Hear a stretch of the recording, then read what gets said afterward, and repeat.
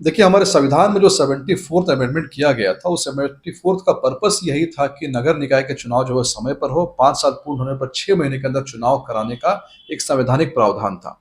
लेकिन हमने ऐसा देखा है कि झारखंड में जो हेमंत सोरेन सरकार है, उन्होंने कई ऐसे नगर परिषद है, जैसे कि चकधरपुर नगर परिषद है, चाईबासा नगर परिषद है, जहाँ पर पिछले 5 साल से चुनाव नहीं हुआ है, और कई ऐसे नगर निगम, नगर पंचायत है, जहाँ पर 2-3 सालों से चुनाव जो है वो नहीं हुआ है।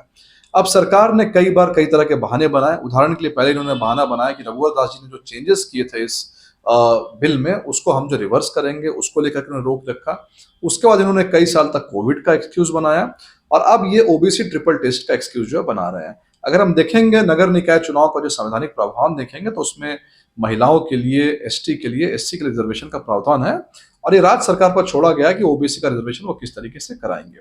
लेकिन सुप्रीम कोर्ट ने साफ साफ इस बात को कहा है कि अगर आप चुनाव कराना चाहते हैं तो आप चुनाव करा लीजिए, लेकिन अगर ओबीसी को रिजर्वेशन देना है तो आपको जो ओबीसी का ट्रिपल टेस्ट कराना पड़ेगा।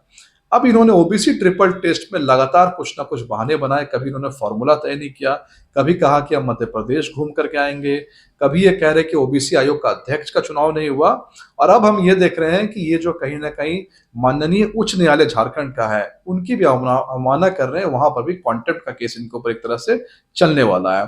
और हमारा स्टैंड, हमारा एलिगेशन बिल्कुल साफ है कि नगर निकाय चुनाव यहाँ पर झारखंड में हेमंत सोरेन सरकार सिर्फ इसलिए नहीं करा रही है क्योंकि जितने भी शहरी क्षेत्र है, नगर पंचायत है, नगर निगम है, नगर परिषद है, वहां पर भाजपा का दबदबा है।